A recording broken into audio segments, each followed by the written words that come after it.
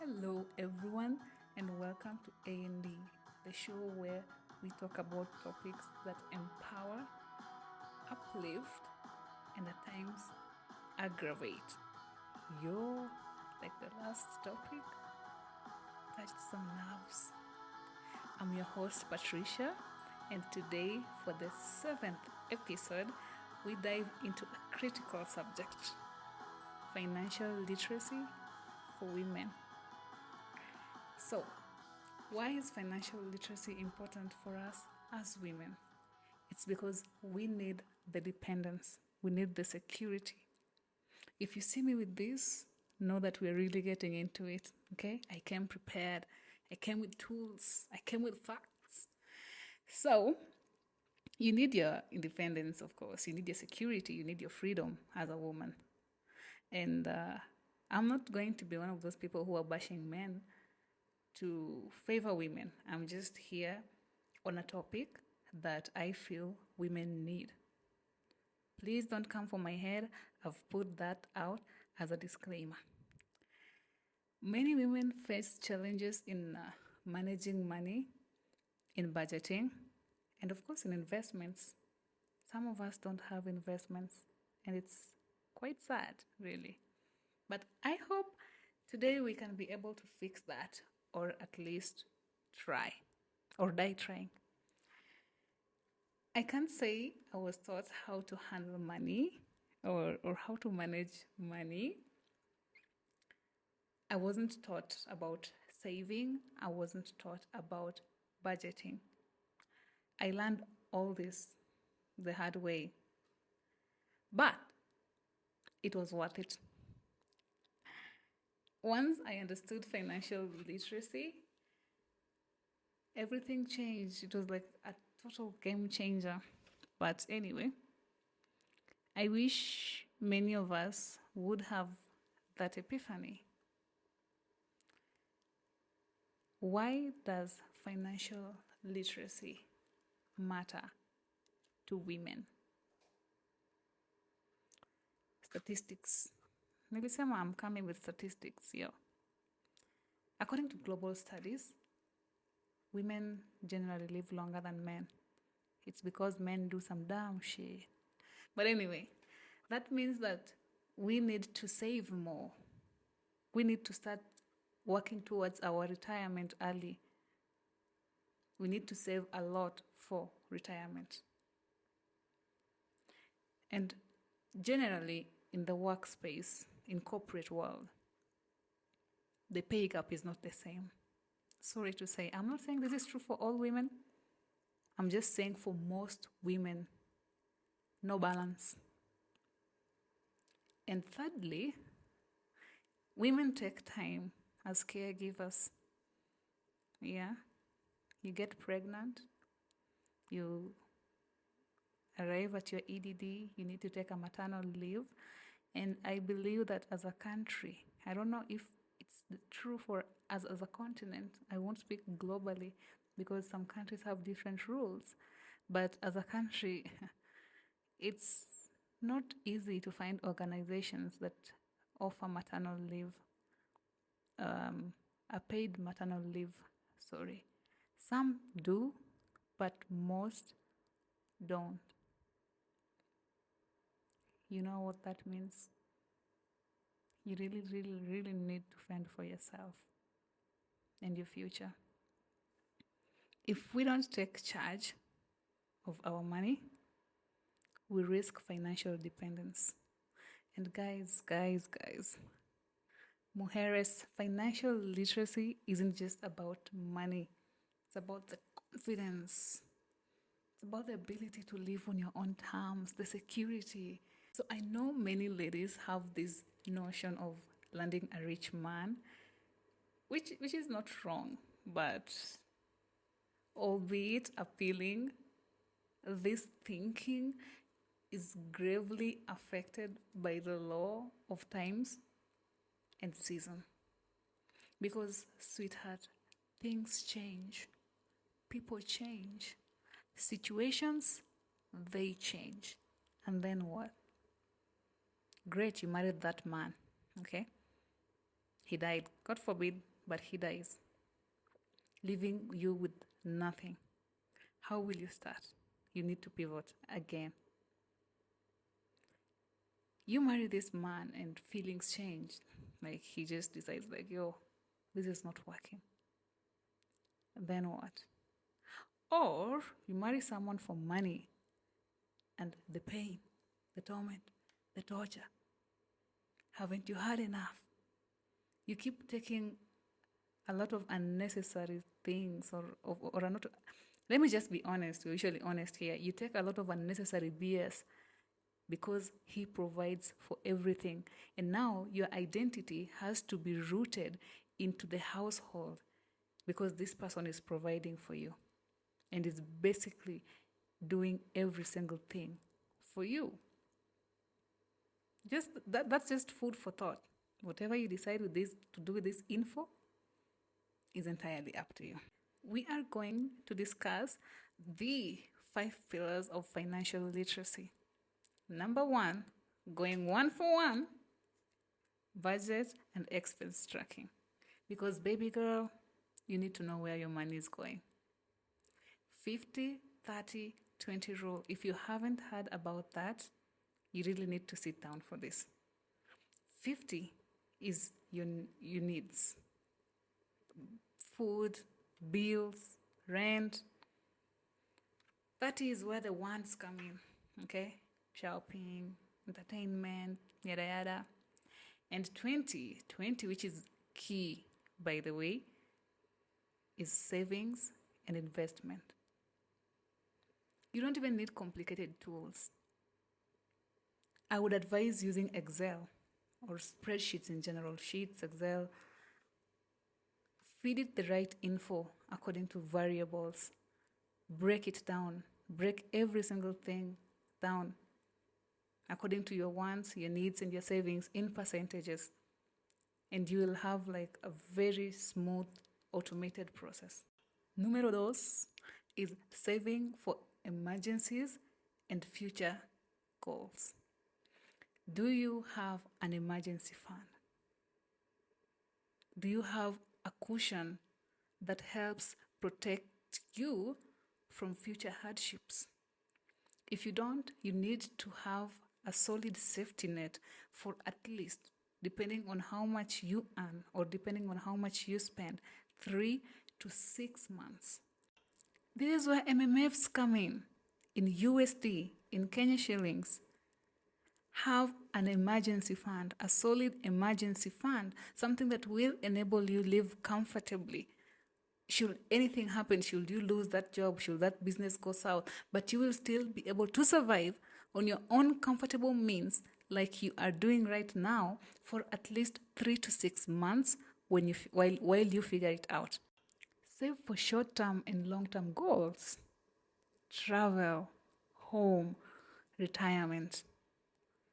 And also open a high-yield savings account. Remember to actually focus on the interest rates or be very careful with the interest rates. That's just something I'm telling you for free. And the pro tip here is that you just need to start small.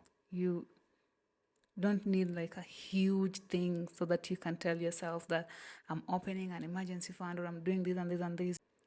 You can start small and expand it or align it or outline it according to the number of months or an interval, if that's correct. Just put it out in months or weeks or I don't know, whatever you want, really. The amount of money that you are comfortable setting aside for a certain amount of time. The third one is learn how to manage or learn how to understand and manage your debt. Not all debt is bad. Good debt, business loans, education loans.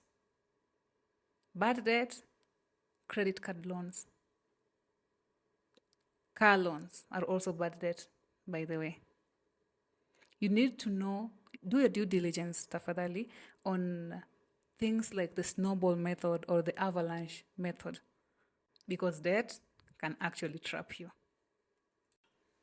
Number 4, learn to let your money work for you. What do I mean? Investment and wealth building. Invest in small investments, if that makes sense. Just generally start with small investments. We have stocks, we have bonds, we have mutual funds. Please learn how to start on investments. Rental incomes. Invest in real estate. There is this concept of rent to rent, where you rent a house and re-rent it at a slightly higher price, and then you get something on top. You can do this and then create a chain off of it. You can also do circles, but according to the recent sagas, learn to really do a background check on which circle you're going to use, or chamas. Be very careful though, but start. Do this. They usually come in very handy. I'm in one myself, and it's one of the best things financially to ever happen to me. Learn about compound interest, because your money grows faster over time. Number five is retirement planning and passive income. Do you have a pension plan? Do you even know what a pension plan is? Open a pension account early. Please, mama. Open multiple. You need to have, you can create multiple income streams. Side businesses, digital products. You also have passive income ideas. Rental property, dividends, online courses. You need to start planning for your future security and not just your current comfort.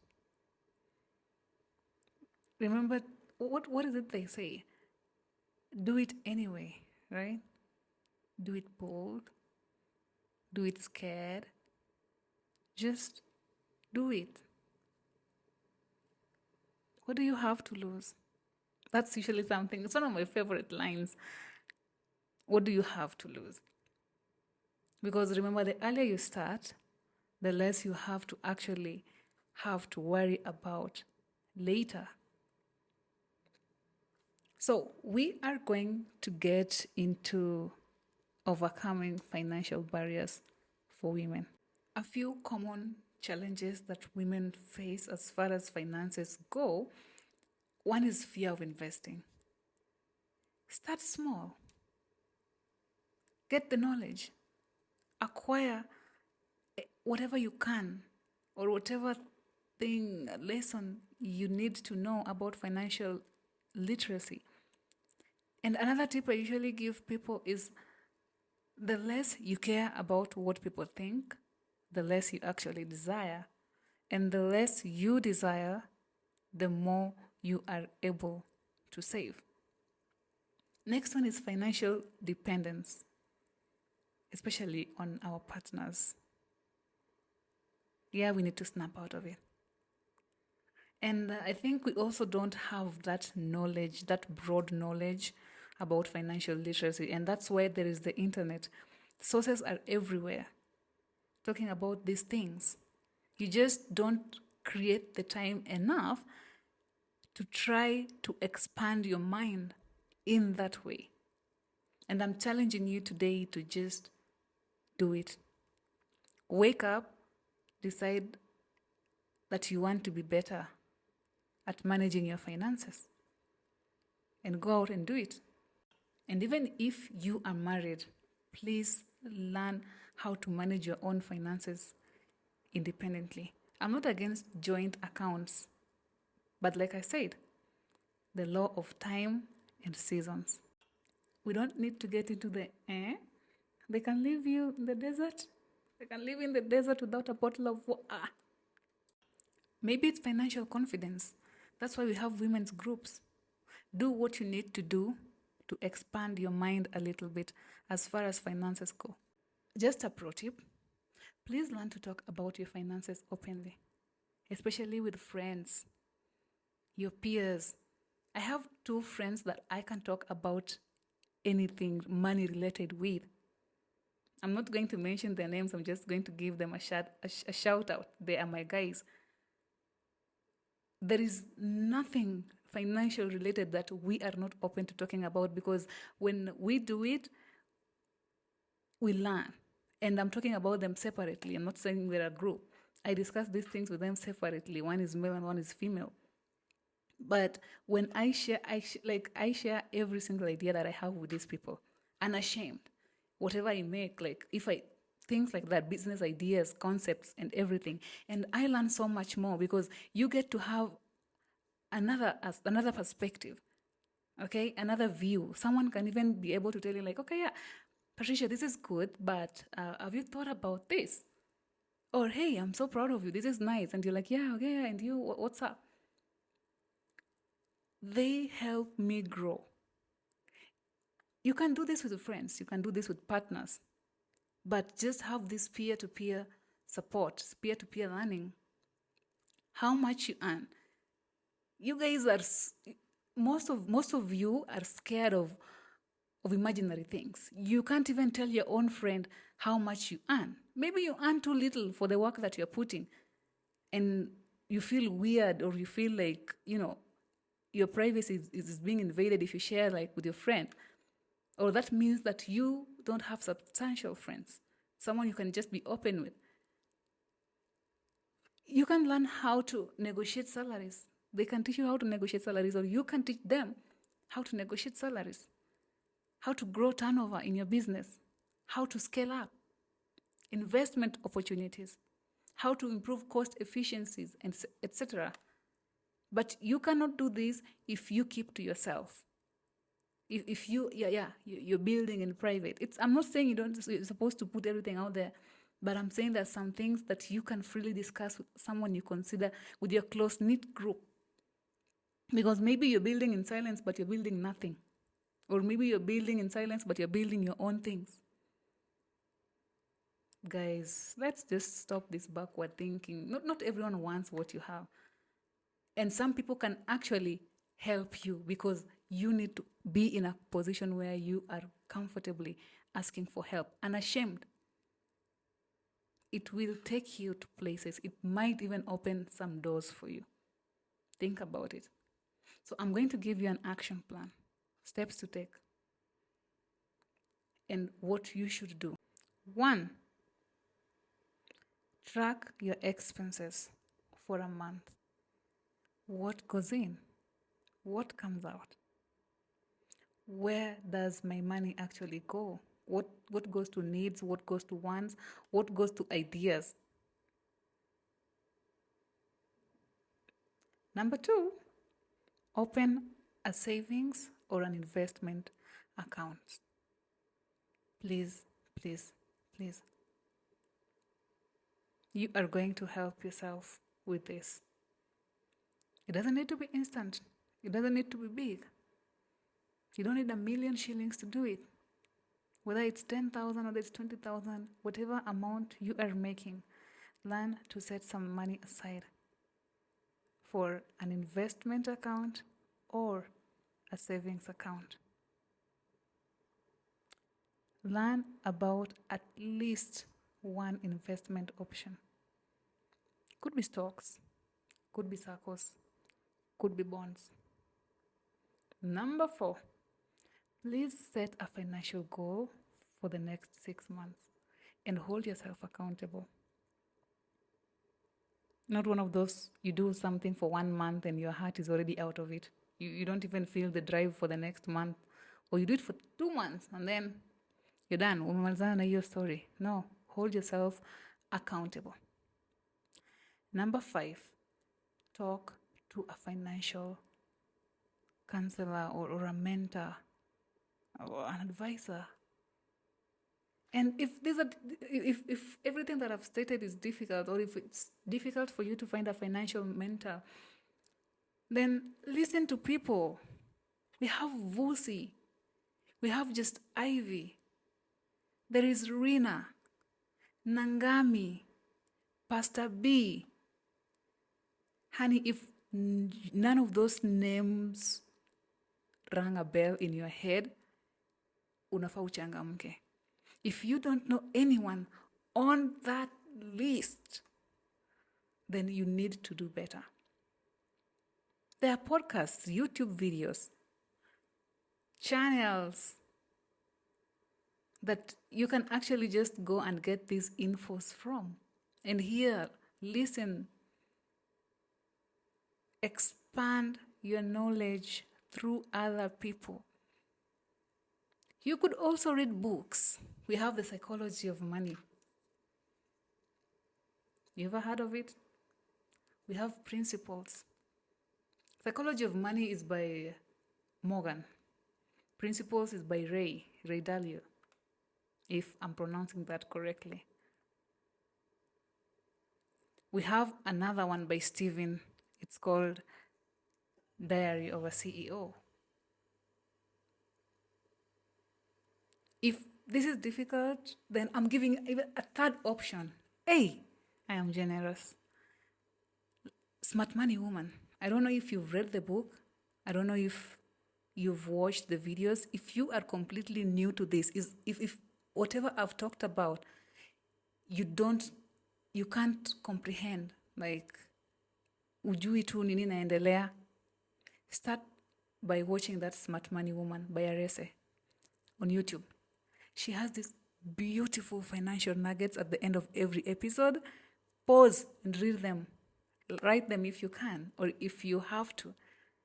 Screenshot and just go through them. You will benefit. Start where you are and with what you have. Again, start where you are and with what you have. Because you get results based on the systems that you build. But most importantly, based on the habits that support those systems. Ladies, financial freedom is not a dream. It's a decision. It's your choice, your decision. You don't even need to be an expert to start, Aki. But you definitely need to start somewhere. And it's something you absolutely need to do. Whether it's 1,000, 10,000, 1 million, managing your money wisely will change your life. Always one step at a time. I'm going to read this to you. Success depends on the actions or the steps you take to achieve it. Building wealth involves developing good habits, like regularly putting your money away at intervals for solid investments. Anyway, yote tisa ya kumi, I would love to hear from you people. What's your financial goals for this year? What are your targets? Are you holding yourself accountable? Are you following through? Are you following up on your own self? Targets are targets. So whether your target is big or whether your target is small, whether your milestone is great or not so great, whether the goal is big or not big, and by all of this I mean financial, hitting it is what matters, and you need to commend yourself every time you do it. Learn how to do these little rewards. Like a month, you can buy yourself something nice. Doesn't necessarily have to be expensive, but you need to give yourself little graces so that you don't lose heart. But more importantly, you need to take steps of changing your financial life. If you found this episode helpful, please feel free to share it with any lady, any woman out there who might benefit from it. So until next time, lovelies, please take control of your finances and take control of your life. Ciao, ciao.